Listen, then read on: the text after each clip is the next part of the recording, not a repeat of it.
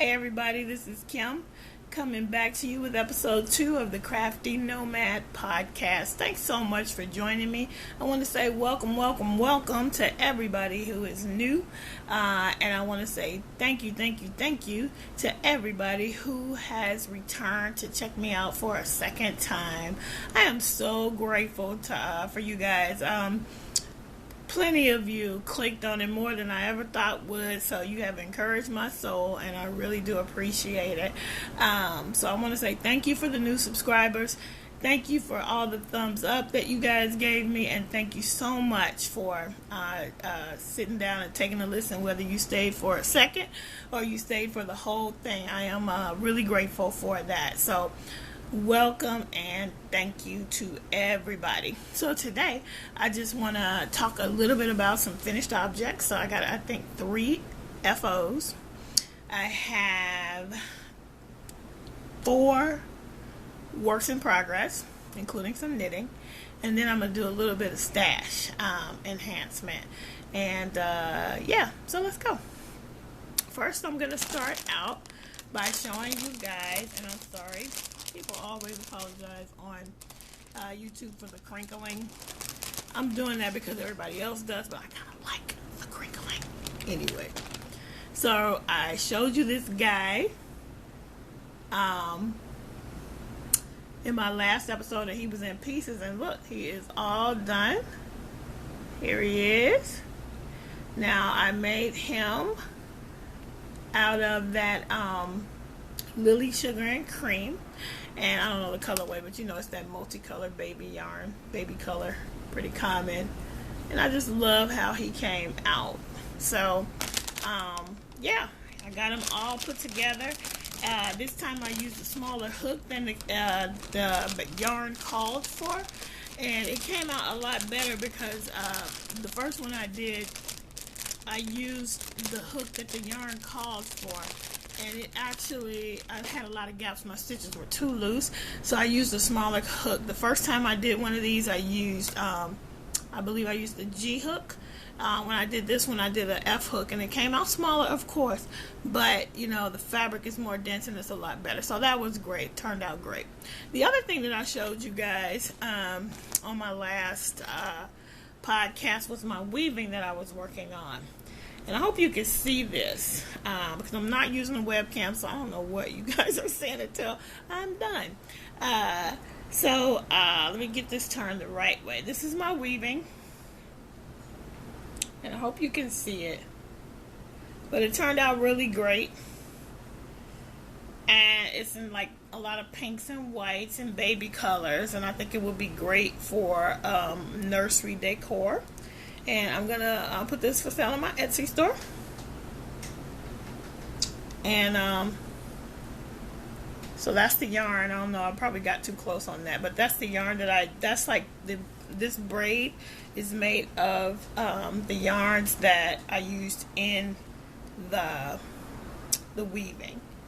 So that's how that went. And then my other finished object is the result of showing a friend a picture on Instagram of a little girl with this beautiful little bow that her mom had crocheted. The little girl looked just like my friend's daughter, so I showed her the picture, and she sort of hinted that I should make one for her daughter, and so I did. So hopefully you can see this is red and white. Somebody who saw it said it's perfect for Christmas. So this is a very easy, quick pattern, and it is a free pattern on Ravelry, and I believe it's called Large Crochet Hair Bow. And what's cool about it is that it actually does call for a very inexpensive yarn. This pattern was made with Red Heart yarn, and it needs Red Heart because it needs to be like a stiff kind of thing so it can hold its shape. So yeah, it's really quick, really easy. And what I did with this one is I put a French barrette on the back, so you can just sort of clip it in your hair. Not my hair, but somebody's hair. So I'm planning to make some more of these. Actually, I already have, and I'm going to show you those in works in progress. But yeah, this was quick. It was easy. It's a great, I think it would be a good thing to sell in Etsy or at a festival or something like that, because they're quick and easy to make. So that's all of my finished objects, and now I'm going to show you my works in progress. So got some knitting, but first I want to show you all of the knitting podcasters tend to have beautiful, beautiful project bags. So of course, I'm totally influenced by them, and I wanted project bags too. But I really don't have, the budget to buy as many as I would want, so I figured I better learn how to make some. So I actually used some YouTube tutorials, and I made this one. It's really big. That's the thing. I wanted a really big one, and I know that comes at a price, so I made it. And this is what I'm using to house my son's sweater. And this is I'm making a flax for him by Tin Can Knits free pattern on Ravelry. Many people have done it. Probably half of you have done it. But look at the inside. It's got this beautiful it's lined with this really cool fabric with hearts, moons, and stars. So for this project, I am using Snuggly Wuggly by Loops and Threads, the Michaels brand. And this is a light worsted weight yarn. It's a baby yarn, and it's in the color Dove Gray. Now, I use the yarn that I can afford to use mostly, but also I have a 6-year-old son, and he's 150% boy, so to use a very expensive yarn on a sweater for him probably wouldn't be wise, because the fact is he is rough and tough, and he's growing like a weed. So we're just hoping this is going to fit, that I can finish it in time for him to actually wear it. So here's my flax. So as you can see, I'm coming to the finish line on this. Okay, just a little bit more ribbing, and then I'm off to the arms, and it will be done. So it's just going to take for me to focus, and this will be done. I'm using US size 6 fixed circular needles from ChowGoo. And I gotta tell you, I love these red lace ChowGoo needles. I used to think that, knit with whatever, I would just go get whatever needles from Joanns. But I realized after watching all you wonderful podcasters out there that the needles make a difference. And so I tried these, and I just love them. I mean, they're not uber expensive, and they work really well. So I'm really enjoying those. Okay, so that's one knitted work in progress. And my other one, is in another project bag that I also made. This little red hot chili pepper bag, drawstring bag that I made from a YouTube tutorial. I love YouTube. And in here I have my very first attempt at a toe up sock. And I gotta say, I think I did all right. Hope you can see it. This is the infamous Felici yarn from Knit Picks. This one is in mosaic. This is Gummy Bear. I think this one is Gummy Bear. Yeah, this is Gummy Bear. Mosaic and Gummy Bear look exactly the same, pretty much. This is just, I don't know, these are a little bit brighter, but it's pretty much, this is just like a muted Gummy Bear. It's called Mosaic.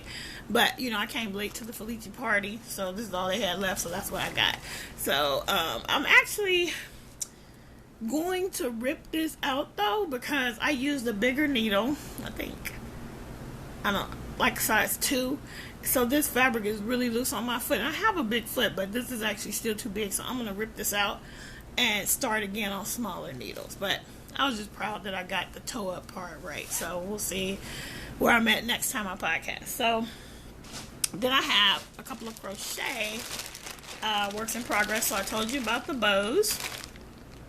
Made this one so you can still see stuff is dangling. So I have to still weave in ends and put I think this one is going to go on a barrette too. Sorry. And then this one is woven in, but it has no hardware on the back. But I think what I'm going to do with this one is put it on a headband, and I'm going to cover the headband with some ribbon. So hopefully the next time I podcast, I'll have finished objects with these to show you. So I'm planning to either sell these at a festival or, you know, on my Etsy store. We'll see. My final work in progress is going to be this.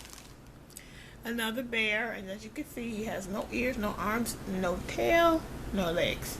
But he has everything else. Just the body.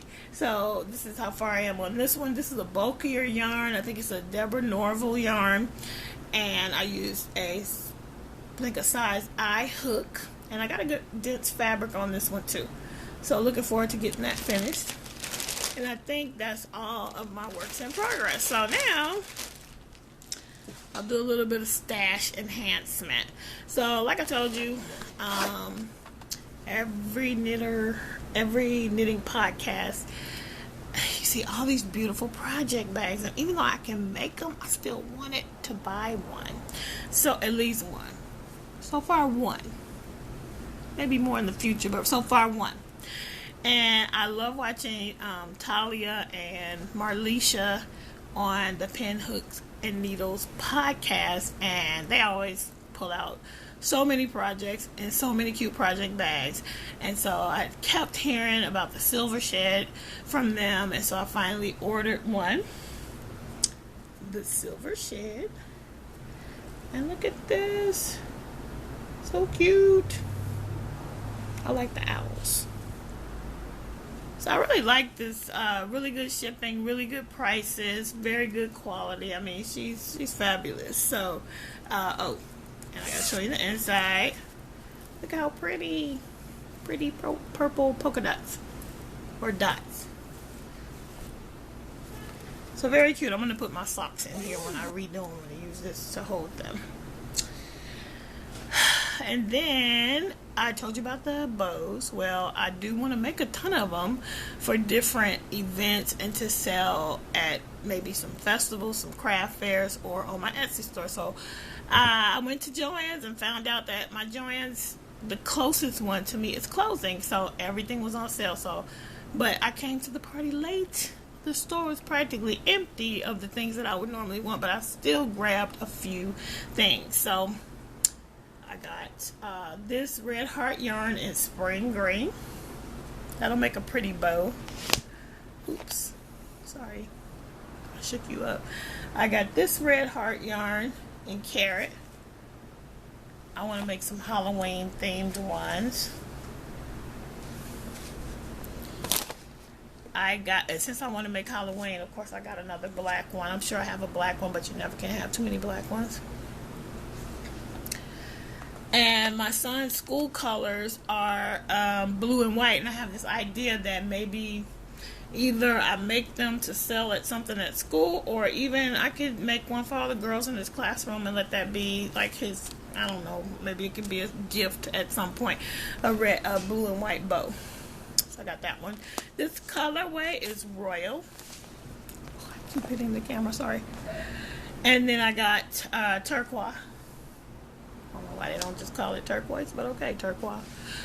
And then the last one I got is caught, because I got too much stuff on this table. Sorry. Is a multicolored one called Artist Print. So it's pretty. That'll make a pretty bow. And then, since they were closing, I grabbed a few other things that were on sale. Got some pattern books. And these are impulse buys, and now that I really looked at them, I shouldn't have bought 2 of them, but oh well, here they are. I'll give them away to somebody. This one I love though, crochet cables, add-on crochet cables. So I'm excited to see some of the things I can use. I've never done crochet cables, so here are some of the things you can make.